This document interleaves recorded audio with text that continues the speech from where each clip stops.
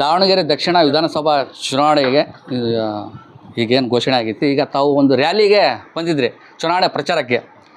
Sir, ಇದೊಂದು ರ್ಯಾಲಿಯಲ್ಲಿ ನೀವು ಮುಗಿಸ್ಕೊಂಡು ಈಗ ಬಂದಿದ್ದೀರಿ. ಈಗಲಿಂದ ವಾತಾವರಣ ಹೇಗಿದೆ? ಇವತ್ತಿನ ರ್ಯಾಲಿಯಲ್ಲಿ ನೋಡಿರೋ ಉತ್ಸಾಹ, ಜನಸಂಖ್ಯೆ ಮತ್ತು ಎಲ್ಲ ಯುವಕರು, ಎಲ್ಲ ಥರ ಎಲ್ಲ ಏಜಿನ ಜನರು ಅದರಲ್ಲಿ ಕಾಣಿಸ್ಕೊಳ್ಳೋದು ನೋಡಿದರೆ ಖಚಿತವಾಗಿ ಶಾಮನೂರು ಸಮರ್ಥ್ ಅವರು 50,000 ಲೀಡಿಂದ ಗೆಲ್ತಾರೆ. ಅದರಲ್ಲಿ ಏನು ಎರಡನೇ ಮಾತೇ ಇಲ್ಲ. ಈಗ ಸ್ವಲ್ಪ ಆ ಕಡೆ ಈ ಕಡೆ ಕನ್ಫ್ಯೂಷನ್ ಕೆಲವು ಜನರು ಮಾಡೋಕ್ಕೆ ನೋಡ್ತಾ ಇದ್ದಾರೆ. ಚಿಕ್ಕ ಪುಟ್ಟ ಪಾರ್ಟಿಗಳು ಇವೆಲ್ಲ ಇದೆ, ಅವರು ಎಮೋಷ್ನಲಿ ಇಶ್ಯೂಸ್ ರೇಸ್ ಮಾಡೋಕ್ಕೆ ನೋಡ್ತಾರೆ, ಎಮೋಷ್ನಲಿ ಡಿವೈಡ್ ಮಾಡೋಕ್ಕೆ ನೋಡ್ತಾರೆ. ಅದು ಏನು ವರ್ಕೌಟ್ ಆಗೋದಿಲ್ಲ. ದಾವಣಗೆರೆ ಸೌತಲ್ಲಿ, ಬಾಗಲಕೋಟೆಯಲ್ಲಿ ಎರಡೂ ಕಡೆಯೂ ಈ ಬೈ ಎಲೆಕ್ಷನ್ಸಲ್ಲಿ ಕಾಂಗ್ರೆಸ್ಸಿನ 2 ಅಭ್ಯರ್ಥಿಗಳನ್ನು ಭಾಳ ಆರಾಮಾಗಿ ಗೆಲ್ತಾರೆ. ಸರ್, ಇದು ಬೈ ಚುನಾವಣೆ ಏನು ಎಲೆಕ್ಷನ್ ಐತಲ್ಲ, ಬಹಳ ಎಷ್ಟು ಗೊಂದಲದಾಗಿ ಇದು ನಡೀತಾ ಇದೆ ಅಂತಂದರೆ, 15 ದಿನ ಕೆಳಗಡೆ ಏನು ವಾತಾವರಣ ಇತ್ತು, ಇವರು ಕೆಲವೊಂದು ಪ್ರಭಾವಿ ಮುಖಂಡರುಗಳು ಏನು ಅವರಿಗೆ ಟಾಸ್ಕ್ ಕೊಟ್ಟಿದ್ರು ಮುಸ್ಲಿಮ್ಸ್ ಮುಖಂಡರಿಗೆ, ಅವರು ಒಂದು ಸ್ಟೇಜಿಗೆ ತಂದಿದ್ದಾರೆ. ಈಗ ಇನ್ನೂ ಮುಂದೆ ಗೊಂದಲ ಇದೆ ಅಂತ ಜನ ಮಾತಾಡ್ಕೊತ ಇದ್ದಾರೆ. ಈ ಮಾತುಕತೆ, ಗೊಂದಲ, ಕನ್ಫ್ಯೂಷನ್ನು, ಕಾಂಟ್ರವರ್ಸಿ ಇವೆಲ್ಲ ಸೋಷಿಯಲ್ ಮೀಡಿಯಲ್ಲಿ ಕಾಣಕ್ಕೆ ಬರ್ತಾಯಿದೆ.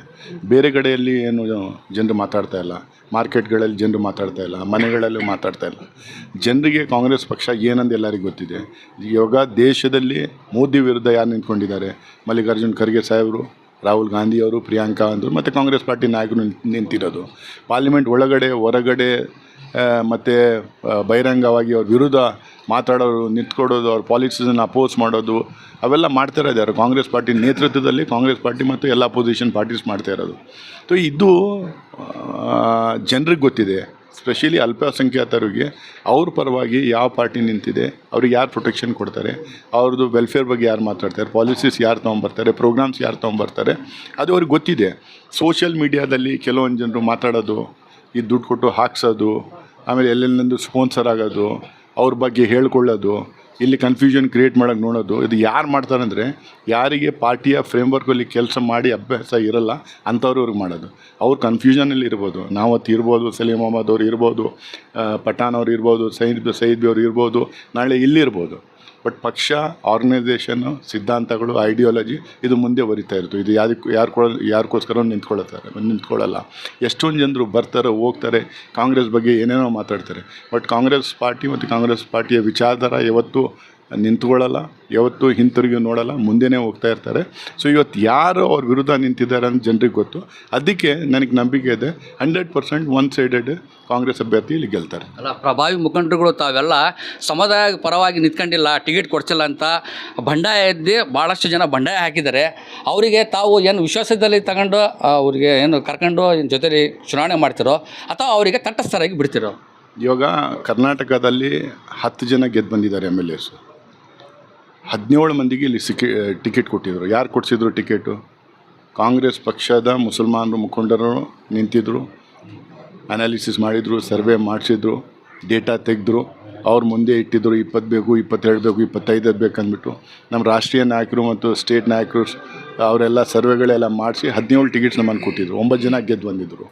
ಆಮೇಲೆ ಒಂದು ಬೈ ಎಲೆಕ್ಷನ್ ಬಂತು. ಅದರಲ್ಲಿ ಒಬ್ಬರು ನಮ್ಮ ಸಮರ್ಥ ಯುವ ನಾಯಕರು ಪಠಾಣ್ ಸಾಹೇಬರು ಇದ್ದರು. ಅವ್ರಿಗೆ ನಾವೆಲ್ಲರೂ ನಿಂತ್ಕೊಂಡು ಹೋರಾಟ ಮಾಡಿ ಅವ್ರಿಗೆ ಟಿಕೆಟ್ ಕೊಡಿಸಿದ್ದೀವಿ. ಒಂದು ಒಳ್ಳೆ ಚಾನ್ಸ್ ಇದೆ, ಗೆದ್ದು ಬರ್ಬೋದು ಅಂದ್ಬಿಟ್ಟು. ಇಡೀ ಕಾಂಗ್ರೆಸ್ ಪಕ್ಷ ಅವ್ರ ಜೊತೆಲಿ ಏನು ಬರೀ ಮುಸ್ಲಿಂ ವೋಟ್ಸಿಂದ ಅವ್ರು ಗೆದ್ರ? ಎಲ್ಲ ಜಾತಿಯ ಎಲ್ಲ ಧರ್ಮದ ವೋಟ್ಸ್ ಅವ್ರಿಗೆ ಸಿಕ್ತು. ಇಡೀ ಕಾಂಗ್ರೆಸ್ ಪಾರ್ಟಿ ಅವ್ರ ಬೆನ್ನಿಂದ ನಿಂತ್ಕೊಂಡು ಅವ್ರಿಗೆ ಗೆಲ್ಲಿಸಿದ್ರು. ಇವಾಗ ಇಲ್ಲಿ ಆ ಬೈ ಎಲೆಕ್ಷನ್ ಯಾಕೆ ಅಲ್ಲಿ ಬಂದಿತ್ತು? ಯಾಕಂದರೆ ಅಲ್ಲಿ ಬೊಮ್ಮಾಯಿ ಸಾಹೇಬರು ನಿಂತ್ಕೊಂಡು ಮತ್ತೆ ಪಾರ್ಲಿಮೆಂಟಿಗೆ ಹೋಗಿದ್ರು. ಅದಕ್ಕೆ ಅವ್ರ ಮಗನಿಗೆ ಅಲ್ಲಿ ನಿಲ್ಲಿಸ್ಬೇಕಂದ್ಬಿಟ್ಟು ಅವರಲ್ಲಿ ಕೊಟ್ಟಿದ್ರು ಸೀಟು. ಇವಾಗ ನಮಗಲ್ಲಿ ಅಲ್ಲೇ ಕಂಟೆಸ್ಟ್ ಮಾಡಿದ್ದವರು, ಜನರಲ್ ಎಲೆಕ್ಷನ್ಸಲ್ಲಿ ಕಂಟೆಸ್ಟ್ ಮಾಡಿದವರು ನಮ್ಮ ಯುವ ನಾಯಕರು ಇದ್ದರು. ನಾವು ಅವ್ರಿಗೆ ರಿಪೀಟ್ ಮಾಡಿದ್ದೀವಿ. ಇಲ್ಲಿ ಇನ್ನು ಸಿಚುವೇಷನ್ ಇದೆ, ಶಾಮನೂರು ಶಿವಶಂಕರಪ್ಪ ಅವರು ತೀರ್ಕೊಂಡಿದ್ದಾರೆ. ಇವಾಗ ಅವ್ರ ಮೊಮ್ಮನಿಗೆ ಕೊಟ್ಟಿದ್ದೀವಿ. ಬಾಗಲಕೋಟೆಯಲ್ಲಿ ಮೇಟಿ ಸಾಹೇಬರು ತೀರ್ಕೊಂಡಿದ್ದಾರೆ, ಅವ್ರ ಮಗನಿಗೆ ಅಲ್ಲಿ ಕೊಟ್ಟಿದ್ದೀವಿ. ಇದೇ ಥರ ನಮ್ಮ ಕಾಂಗ್ರೆಸ್ ಪಾರ್ಟಿಯಲ್ಲಿ ಒಂದು ಪರಂಪರೆ ನಡ್ಕೊತ ಬಂದಿದೆ. ಏನು ರಿಟರ್ನ್ ರೂಲ್ ಏನಿಲ್ಲ, ಬಟ್ ಒಂದು ಪರಂಪರೆ, ಒಂದು ಕನ್ವೆನ್ಷನ್ ಅಂತೀವಲ್ಲ, ಅದೊಂದು ನಡ್ಕೊಂಬಂದಿದೆ. ಅದರ ಪ್ರಕಾರ ಎಲ್ಲ ಕಡೆ ಯಾರ್ಯಾರು ನಮ್ಮ ಸೀನಿಯರ್ ನಾಯಕರು ತೀರ್ಕೊತಾರೆ ಅಂಥ ಜಾಗದಲ್ಲಿ ಇಲ್ಲಾಂದರೆ ಕಂಟೆಸ್ಟ್ ಮಾಡಲ್ಲ ಅಂತಾರೆ, ಅವ್ರ ಫ್ಯಾಮಿಲಿ ಮೆಂಬರ್ಸಿಗೆ ಫಸ್ಟ್ ಕನ್ಸಿಡ್ರೇಷನ್ ಮಾಡ್ತೀವಿ.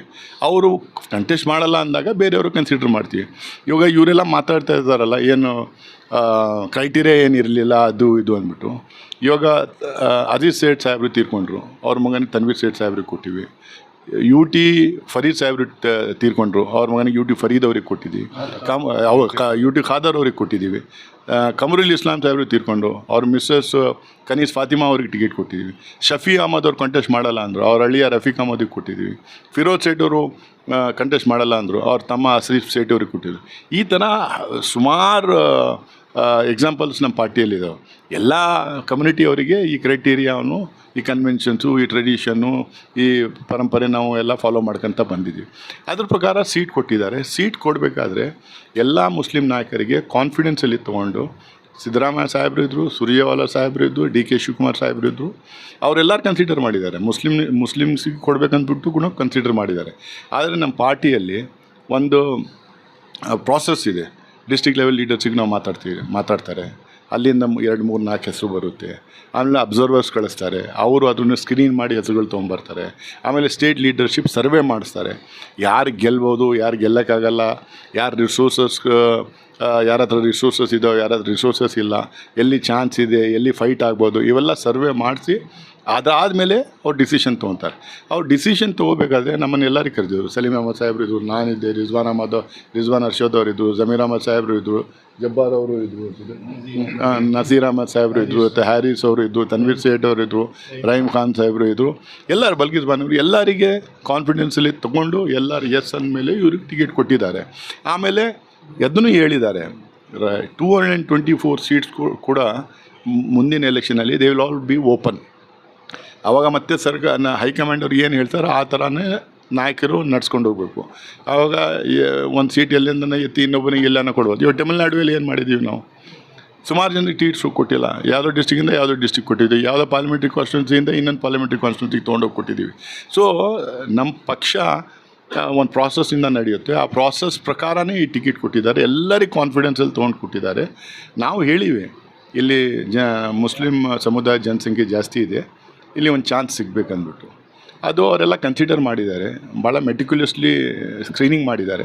ಅದಾದಮೇಲೆ ದೇ ಆರ್ಡ್ ಡಿಸಿಷನ್ನು, ಇಲ್ಲಿಂದ ಈ ಸಲ ಇವ್ರಿಗೆ ಕೊಟ್ಟರೆ ಗೆದ್ದು ಬರ್ತೀವಿ, ಮುಂದೆ ನೋಡೋಣ ಅಂದ್ಬಿಟ್ಟು. ಬಟ್ ನಾನು ನಿಮಗೆ ಇನ್ನೊಂದು ಮಾತು ಹೇಳ್ತೀನಿ, ಇದೇ ಪ್ರಕಾರ ಇದು ಫಸ್ಟ್ ಟೈಮ್ ಇಲ್ಲಿಂದ ಡಿಮ್ಯಾಂಡ್ ಇಲ್ಲ, ಮೊದಲು ಕೂಡ ಡಿಮ್ಯಾಂಡ್ಸ್ ಈ ಥರ ಇದ್ದು, ಇಲ್ಲಿ ಮೈನಾರಿಟೀಸ್ ಅಡ್ಜಸ್ಟ್ ಮಾಡೋಕ್ಕೆ ಆಗಿಲ್ಲ. ಅದಕ್ಕೆ ಜಬ್ಬಾರ್ ಸಾಹೇಬ್ರವರಿಗೆ 3ನೇ ಸಲ MLC ಮಾಡಿರೋದು.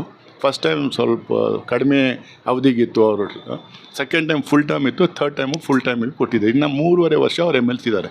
MLA ಆಗಲಿ MLC ಆಗಲಿ ಒಂದೇ ಸಭಾ. ನಾನು ರಾಜ್ಯಸಭಾ ಮೆಂಬರ್, ನಾನು ಲೋಕಸಭಾ ಮೆಂಬರ್ಗಿಂತ ಕಡಿಮೆನಾ? ಅಪ್ಪರ್ ಹೌಸಲ್ಲಿ ನಾನಿದ್ದೀನಿ. ಅದೇ ಥರ MLC ಮತ್ತು MLA ಒಂದೇ ಥರ. ನಮ್ಮದು ಇಲ್ಲಿ ರೆಪ್ರೆಸೆಂಟೇಷನ್ ಇದೆ, ಇಲ್ಲ ಅಂದಿಲ್ಲ ರೆಪ್ರೆಸೆಂಟೇಷನ್. ಹಳೇ ಹಲ್ವಾ ಇದು ಬೇರೆ ಬೇರೆ ಟೈಮಲ್ಲಿ ಬೇರೆ ಬೇರೆ ಡಿಸಿಷನ್ ತೊಗೋಬೇಕಾಗುತ್ತೆ, ಚಾನ್ಸಸ್ ಭಾಳ ಇರುತ್ತೆ. ನಾವೆಲ್ಲ ಮರಿಬಾರ್ದು. ಈ ದೇಶದಲ್ಲಿ ಸೆಕ್ಯುಲರಿಸಮ್ಗೆ ಯಾರನ್ನು ಅಪ್ಹೋಲ್ಡ್ ಮಾಡಿ ಇಟ್ಟಿರಿದ್ರೆ, ಈ ದೇಶ ಸೆಕ್ಯುಲರ್ ಇದ್ದರೆ ಅದು ಕಾಂಗ್ರೆಸ್ ಪಕ್ಷದಿಂದ 1947ಇಂದ ತೊಗೊಂಡು ಇವತ್ತುವರೆಗೆ ಕಾಂಗ್ರೆಸ್ ಪಾರ್ಟಿ ಸೆಕ್ಯುಲರಿಸಮ್ ತತ್ವದಿಂದ ಹಿಂದೆ ಸರಿದಿಲ್ಲ, ಎಲ್ಲೂ ಫಾಲ್ಟರ್ ಆಗಿಲ್ಲ, ಎಲ್ಲೂ ಅವರು ಹೆಸಿಟೇಟು ಮಾಡ್ದಂಗೆ ಪಕ್ಷ ಮತ್ತು ದೇಶ ನಡ್ಸ್ಕೊಂಡು ಹೋಗ್ತಾ ಇದ್ದಾರೆ. ಅದಕ್ಕೆ ಈ ಪಾರ್ಟಿ ಜೊತೆಯಲ್ಲೇ ಅಲ್ಪಸಂಖ್ಯಾತರು ನಿಂತ್ಕೊತಾರೆ, ಎಲ್ಲ ಧರ್ಮದ ಜನರು ನಿಂತ್ಕೊತಾರೆ. ಸೊ ಈ ಸಮರ್ಥಿಯಲ್ಲಿ ಗೆದ್ದು ಬರ್ತಾರೆ. ಸರ್, ಒಂದು ಕೊನೆ ಪ್ರಶ್ನೆ. ದಾವಣಗೆರೆ ದಕ್ಷಿಣ ವಿಧಾನಸಭಾ ಕ್ಷೇತ್ರದ ಮತದಾರರಿಗೆ, ಪ್ರಾಕ್ಟಿಕಲಾಗಿ ಮುಸ್ಲಿಂ ಸಮುದಾಯದವರಿಗೆ ಹಾಗೂ ಎಲ್ಲ ಸಮುದಾಯದವರಿಗೆ ತಾವು ನಿಮ್ಮ ಕಡೆಯಿಂದ ಏನು ಹೇಳಕ್ಕೆ ಬಯಸ್ತೀರಿ? ನೋಡಿ, ಕರ್ನಾಟಕದಲ್ಲಿ ಕಾಂಗ್ರೆಸ್ ಪಕ್ಷದ ಸರ್ಕಾರ ನಡೀತಾ ಇದೆ. 5 ಗ್ಯಾರಂಟೀಸು ನಾವೇನು ಹೇಳಿದ್ವಿ ಅದು ಕರೆಕ್ಟಾಗಿ ಇಂಪ್ಲಿಮೆಂಟ್ ಮಾಡ್ಕೊತ ಬರ್ತಾಯಿದ್ದೀವಿ. ನಾವೇನು ಪ್ರಾಮಿಸಸ್ ನಮ್ಮ ಮ್ಯಾನಿಫೆಸ್ಟೋಯಲ್ಲಿ ಮಾಡಿದ್ದೀವಿ ಅವೆಲ್ಲ ಇಂಪ್ಲಿಮೆಂಟ್ ಮಾಡ್ಕೊತ ಬಂದಿದ್ದೀವಿ. ಇದು ಜನಪರ ಸರ್ಕಾರ. ನಮ್ಮ ಮುಖ್ಯಮಂತ್ರಿ ಆಗಲಿ, ಉಪಮುಖ್ಯಮಂತ್ರಿ ಆಗಲಿ, ಮಂತ್ರಿಗಳಾಗಲಿ ಜನಪರವಾಗಿ ಕೆಲಸ ಮಾಡ್ತಾಯಿದ್ದಾರೆ. ಈ ಕನ್ಸ್ಟ್ರಕ್ಟಿವ್ ರೋಲ್ ಪ್ಲೇ ಮಾಡ್ತಾಯಿದ್ದಾರೆ. ಇದರಲ್ಲಿ ಭೇದ ಭಾವ ಇಲ್ಲ ಬ್ರಾಹ್ಮಣರಾಗಲಿ, ಲಿಂಗಾಯತರಲ್ಲಿ, ಒಕ್ಕಲಿಗರಾಗಲಿ, ವೈಶ್ಯರಾಗಲಿ, ಶೆಟ್ಟರಾಗಲಿ, ಈ ನಮ್ಮ ಮುಸಲ್ಮಾನರಾಗಲಿ, ದಲಿತರಾಗಲಿ, OBCs ಆಗಲಿ, ಕ್ರಿಶ್ಚಿಯನ್ಸ್ ಆಗಲಿ, ಎಲ್ಲ ಧರ್ಮ ಎಲ್ಲ ಜಾತಿಯ ಪಾರ್ಟಿ ಇದು. ಯಾವ ಒಂದು ಧರ್ಮದ ಒಂದು ಜಾತಿ ಪಾರ್ಟಿ ಅಲ್ಲ, ಎಲ್ಲ ಧರ್ಮದವರು. ಆಮೇಲೆ ಹಿಂದುಳಿದಿರೋ ಯಾರು ಜನರು ಇರ್ತಾರೆ, ಯಾರು ಡಿಸ್ಅಡ್ವಾಂಟೇಜಸ್ ಪೊಸಿಷನಲ್ಲಿ ಇರ್ತಾರೆ, ಯಾರು ಡೌನ್ ರೋಡನ್ ಇರ್ತಾರೆ, ಯಾರು ಮಾರ್ಜಿನಲೈಸ್ಡ್ ಇರ್ತಾರೆ, ಅವರಿಗೆ ಸ್ವಲ್ಪ ಮೇಲೆ ತರಕ್ಕೆ, ಲೆವೆಲ್ ಪ್ಲೇಯಿಂಗ್ ಫೀಲ್ಡ್ ಮಾಡೋದಕ್ಕೆ ಕೆಲವು ಪಾಲಿಸೀಸು ಪ್ರೋಗ್ರಾಮ್ಸ್ ಮಾಡ್ತಾರೆ. ಆದರೆ ಪಾರ್ಟಿ ಎಲ್ಲರ ಸಪೋರ್ಟಿಂದ ಬರೋದು. ನಮ್ಮ ಪಾರ್ಟಿಯಲ್ಲಿ ಯಾವುದೇ ಒಂದು ಜಾತಿಯ ಅಥವಾ ಒಂದು ಧರ್ಮದ ಜನರಿಲ್ಲ, ಎಲ್ಲ ಧರ್ಮದ ಎಲ್ಲ ಜಾತಿಗಳ ಲೀಡರ್ಸ್ ನಮ್ಮಲ್ಲಿದ್ದಾರೆ. ಇಂಥ ಒಂದು ಸಿದ್ಧಾಂತ ಇಟ್ಕೊಂಡಿರೋ ಪಾರ್ಟಿ ಬೇರೆ ಯಾವ ಪಾರ್ಟಿ ನಮ್ಮ ದೇಶದಲ್ಲಿ ಇಲ್ಲ. ಕಾಂಗ್ರೆಸ್ ಪಕ್ಷಕ್ಕೆ ನಾವು ಎಷ್ಟು ಬಲ ಕೊಡ್ತೀವಿ ಅಷ್ಟೇ ಕರ್ನಾಟಕ ಪ್ರದೇಶ ಮುಂದೆ ಉದ್ಧಾರ ಆಗುತ್ತೆ. ನಮಗೆ ಜನಪರ ಕೆಲಸ ಮಾಡೋಕ್ಕೆ ನಮಗೆ ತಾಕತ್ತು ಸಿಗುತ್ತೆ.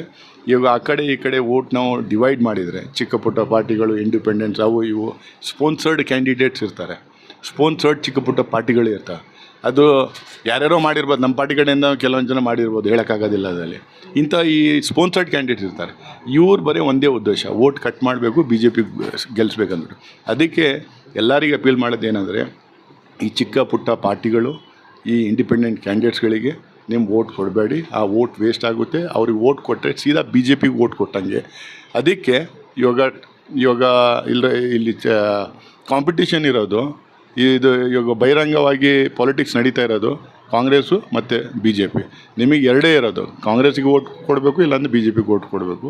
ನೀವು ಡಿಸೈಡ್ ಮಾಡಿ. ನಾವು ಅಪೀಲ್ ಮಾಡ್ತಾ ಇರೋದು ಕಾಂಗ್ರೆಸ್ಸಿಗೆ ಕೊಟ್ಟೆ ಸರ್ಕಾರಕ್ಕೆ ಬಲ ಕೊಟ್ಟಂಗೆ ಆಗುತ್ತೆ. ಮತ್ತಷ್ಟು ನಾವು ಶಕ್ತಿಯಿಂದ ಕೆಲಸ ಮಾಡೋಕ್ಕೆ ನಮಗೆ ಅವಕಾಶ ಸಿಗುತ್ತೆ.